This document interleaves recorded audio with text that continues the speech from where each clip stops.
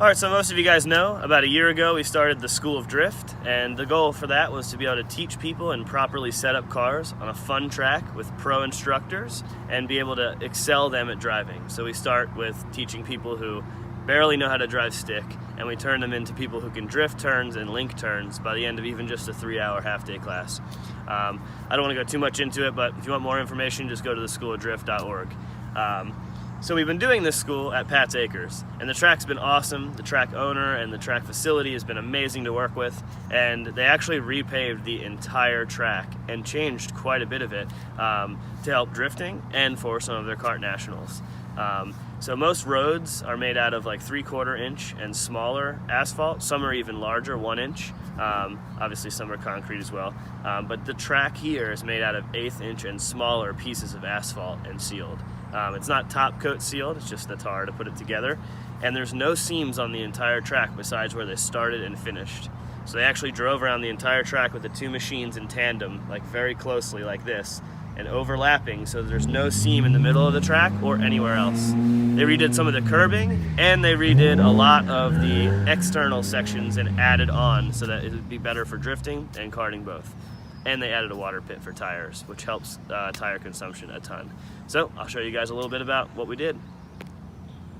All right, so we'll start off at turn 1. Obviously this is the fastest entry part of the track, and you'll be able to go just a tick faster because where I'm standing is where the track used to end, and now it goes all the way another 6 feet back and up to 8 feet in some sections. It also has a taper to it to let you know that you are over this white line. The goal is not to use all of this, it's to give yourself some sort of a runoff, so that way we're not digging the track up and causing this whole first turn to get really slick. What would happen, especially at events where it would be wet, people would go off track and then drive back on and bring all that mud onto the track. And then the whole first turn would be trashed for the next 40 laps. But in those 40 laps, someone would do it again. So the turn was trashed the entire time, just because people will blow off track and floor it and drive back on. So the goal here is we added some that you can use, but it's to make it so that you don't go off track. Because of that, we've also made a barrier now to stop you from going into the crowd and to go into off the track, because we've given you all this extra to slow down. So we want you to use it. If you don't, you're gonna catch this barrier. It's soft, it's dirt, it's probably not gonna total your car out or anything, but it'll probably mush some suspension up if you get in there going too fast. The taper up top, it goes off and starts leveling off flat. In the car, you can visually and physically see and feel it, so that you know you're on that track edge and you know you don't want to go any wider. So, a lot of people have broken wheels here, and they've really done a good job of making it impossible to break a wheel. You shouldn't be here anyway. You should be late apexing this and being 3 feet off the rumble strip, but chase car in the back of a 5-car tandem train or something might actually be there. So they had this huge section paved so you can put your front tires off over it. This is not a section where you can cheat the length of the track. Do not, if you're a lead car and you go over that, you're wrong. Don't do that. You should be out wide, exiting turn 2, and cutting a late apex across this. But this is sweet because there's no more divots there. Alright, so this is not really a section for drifters, but it does benefit us still a little bit. In karting, the second turn is really tight, and at the beginning of the race, there's sometimes 20 or 30 karts stacked up in this turn, and there's no exit for people to go off track safely. So they've built this here to be able to do that. If you're drifting, you should not ever be out here at all, because that means you blew the line big time in turn 2 anyway. But, you know, getting out to the white line or using a little bit of the extra should be fine, but there's no real reason to use that whole area. It's really just for mistakes or bailout, or now there's enough room in this turn where if you mess up, you can drive off and let the chase drivers pass on the inside. You know, there's plenty of room to do whatever you need to. It doesn't mean that you have to use it for every section.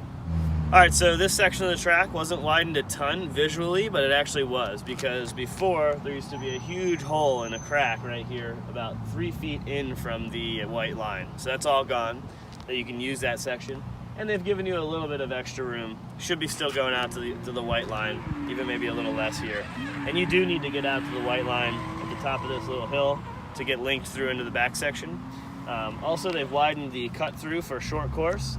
Put a nice rumble strip there as well, and they've widened the exit of the cut through. All right, so the back section of the track's always been a little bit tricky.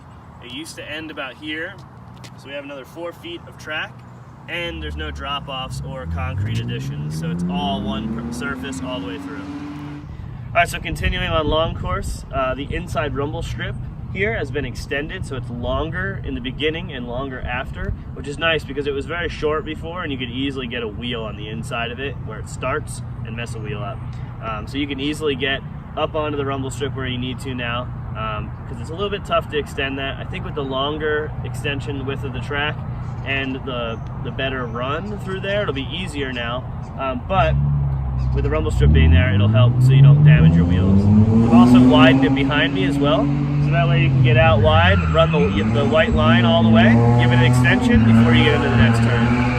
All right, so the back turn here, they've extended the rumble strip so it's longer, easier to get onto it without running over the corners of it. And then to the left of me, or to your right, they've extended this a ton, which is actually really nice for the drifters because you can get out wide, get a lot of angle and fill that zone on throttle without dropping a tire. This was a very common place when you came flying through here with good speed that you would get out wide and drop a tire there, even myself all the time. And they've added like 9 feet at the end of the zone. So you should be able to power through that, a lot of throttle, a lot of commitment, and it'll shorten the distance between this turn and the next. All right, so this turn, it's always been something that you didn't want to go wide on, A, because there's a tree right here, but obviously having some extra asphalt will give you grip to drive away from that if you do get in trouble. You shouldn't be ever past this yellow or this white line here, but we've added some here so that way you can stay on the throttle to drive yourself in. You shouldn't be using this, but if you need to, it's there. All right, so the back turn has always been the tightest turn on the track. It's not necessarily geometrically the tightest, but you're coming in with so much speed in this section. As you saw earlier, they widened that section, which allowed you to have a little bit more angle through here, but it's always tough to be able to stop in time. And this place is always dug out here. So usually what you want to do is be out very wide and late apex this, so that way you stay mid to wide track. But a lot of people blow it, go too fast, can't slow down, and they go out wide. So they've added this. This will basically just make it so you can go faster through this turn. All right, so going to the last couple turns of the track, they've widened the exit of this a ton. You can use it a little bit towards the end of it, but if you're using it in the beginning, you're way offline. And again, I can't stress enough with this track, the way they've added all of these extensions on the exit of turns. You're not supposed to be there anyway. Like, you can use it so that you don't go off track, but you're not supposed to be out wide around all these turns. It means you missed the line, you blew it. And if you can't stay on track now, like, you need to reevaluate what you got going on because you're clearly not paying attention to anything that's going on in front of you when you're drifting. All right, so going into the last turn, they've widened this about 2.5 or 3 feet. The line is actually wider than where it was before. And then on the exit of the turn, they've widened it a ton, which you really shouldn't necessarily be up there anyway, but it'll stop again for the dirt dropping. So on most roads and almost all racetracks, there's obviously seams. So when they pave it, it's usually a little bit wider than this track, and you'll see lines from when they paved over top of it. And here they just ran 2 of the machines side by side and set them up to do the width of the track without doing that. And they put 1 seam on the entire track. And it's right here. It's on the last turn, and we don't even drift it. So this should stay together forever. There's no seams anywhere else on it. So the guys did a really phenomenal job on all that. Just wanted to show you guys like what the seam looks like, and you guys would usually see that in the middle of turns and whatnot at other tracks.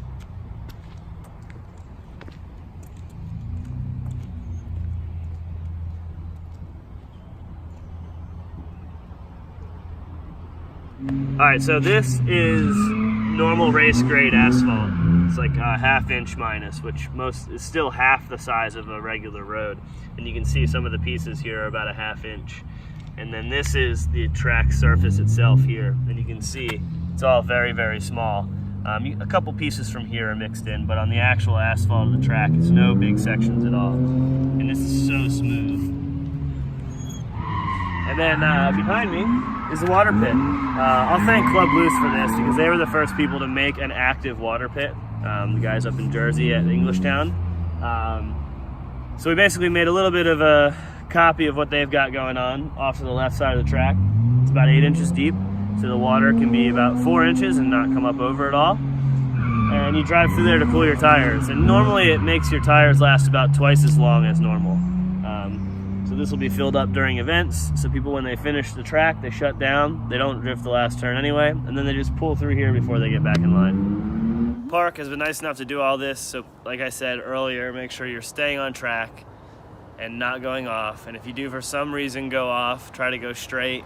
Try not to do burnouts. I mean, there's plenty of asphalt there now, so you shouldn't be going off anyway, but it's inevitable that it might happen. So try to keep it nice so we can keep drifting at Park and enjoy this for as long as we can. And make sure you like, subscribe, and check out some of the rest of my videos. Probably if you have a question about drifting, there's an answer in my videos. I see a lot of people commenting saying, oh, like, why wouldn't you do this? And I'm like, there's an entire like vlog about that. So go watch it, go see what's up. And if you have any questions, search, use the internet.